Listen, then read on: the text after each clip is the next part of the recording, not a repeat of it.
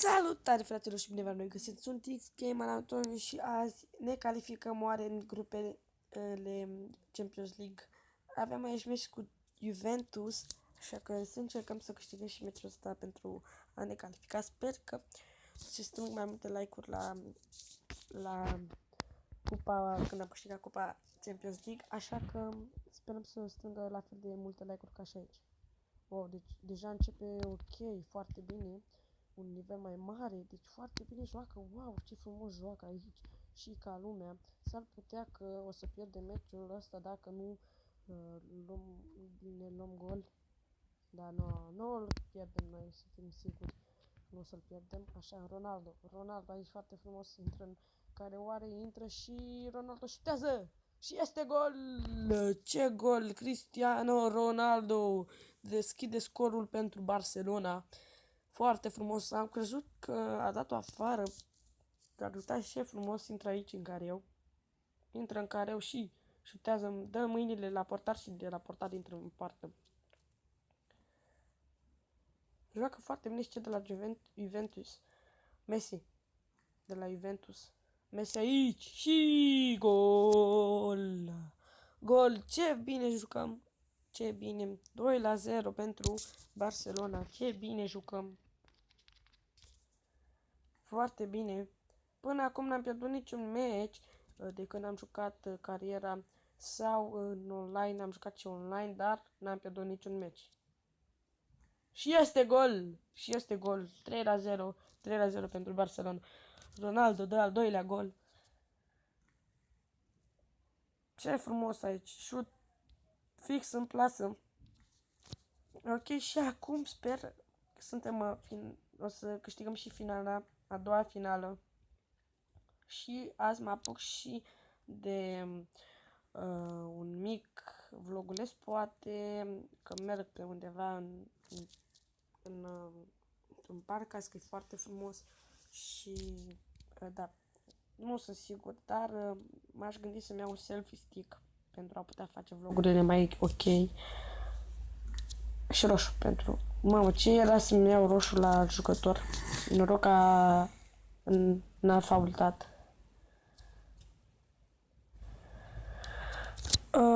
O să mă apuc și de WWE 2K, care era cu John Cena, sau cu Brock Lesnar. O să pun acum un anunț pe Facebook după ce termin videoclipul cu care vrei să fac și o să vă las linkul de la pagina de Facebook care bine, o să fie o pagină mai specială pentru că o voi face pe numele X-Gamer Antonio, așa că puteți să-mi lăsați, de exemplu, la comentarii într-o de asta și eu să le citesc. Și dacă îmi lăsați comentarii pe YouTube, o să și răspund dacă vreți. Mie îmi place să-mi dați să-ți comentați videoclipurile, deoarece și este gol. Bravo Ronaldo. Hat-trick Ronaldo. Mie îmi place să citesc comentariile alea care mi le lăsați.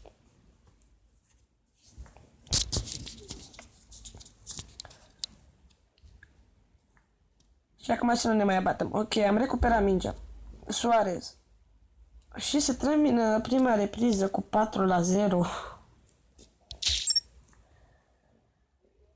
Ok, și acum sper că putem să fim în grupe, să vedem după ce o să termină meciul ce grupe vom fi.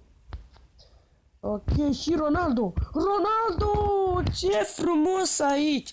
Ce frumos! Ce frumos pasăm aici!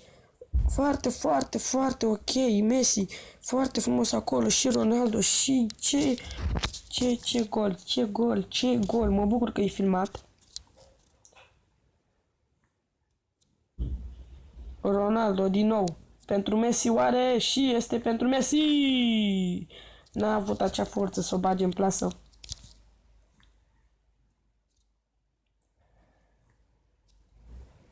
Messi, offside.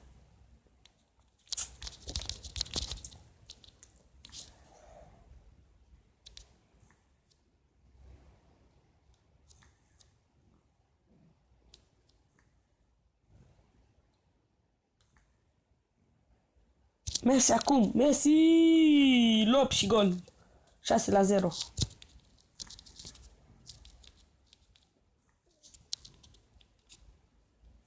Suarez.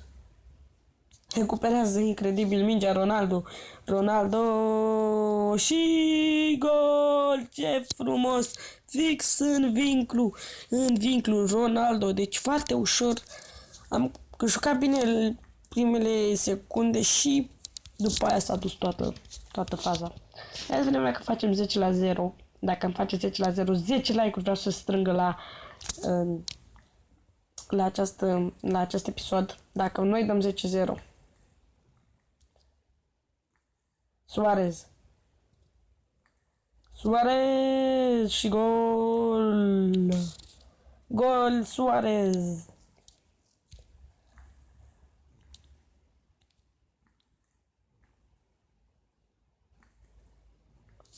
Suarez din nou și pentru Messi aici se face 9-0 oare? Se va face 9-0. Și gol! Messi! 9-0. Am zis dacă facem 10 goluri, 10 like-uri, vreau să se strângă la acest episod. Foarte frumos Ronaldo și este 10-0. 10-0. 10-0.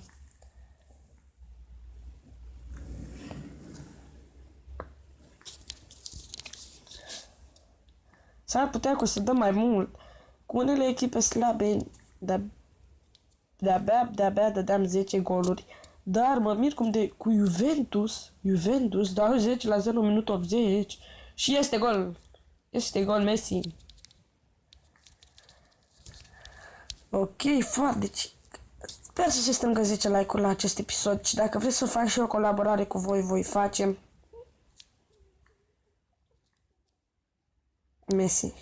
Messi. Foarte frumos aici. Foarte frumos Messi și trimitem brațele la portar. La Buffon. E Buffon aici în poartă.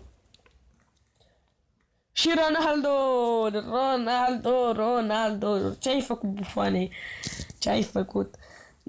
I-a dat i-a atins fix piciorul. Deci stop pe piept. Deci atât de bine i-a aruncat Buffon mingea lui Ronaldo. Uitați ce ușor. Stop pe piept Ronaldo, șut cu dreptul și o bagă în plasă și atât. Să vrem, dăm 13-0. Hai să vedem.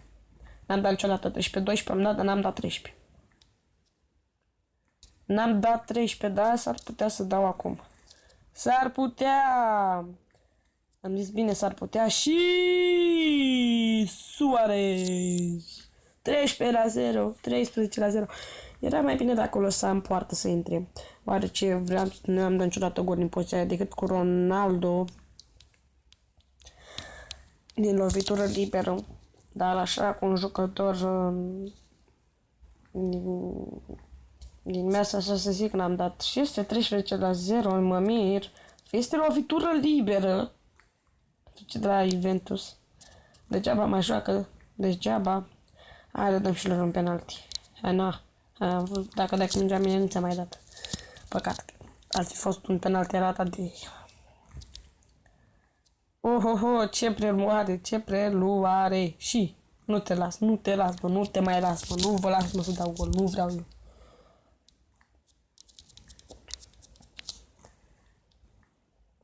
Și câștigăm acest meci 13-0.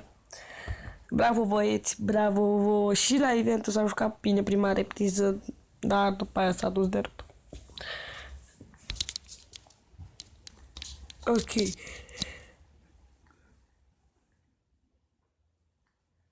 Golurile marcate au fost date de Ronaldo. Câte goluri a dat Ronaldo? Are 1, 2, 3, 4, 5, 6, 7 goluri. Și Messi are 1, 2, 3, 4 și Suarez are 2 și Messi are 4 și Ronaldo are 7. Da, cam atât pentru acest episod. Sper să se strângă 13 like-uri și noi vom avea meci cu Arsenal. După aia s-ar putea că vom juca din nou cu Barcelona și Manchester City. Manchester City joacă cu Real Madrid. Noi vom juca cu Arsenal.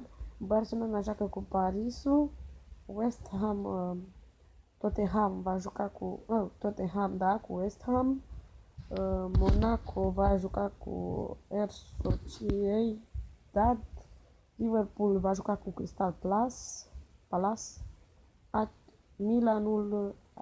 Milan joacă cu Valencia, Pescara cu da. Și ce nu v-am arătat, l-am primit pe Pepe, avem mai mult jucători noi și vreau să vi arăt un pic așa repejor.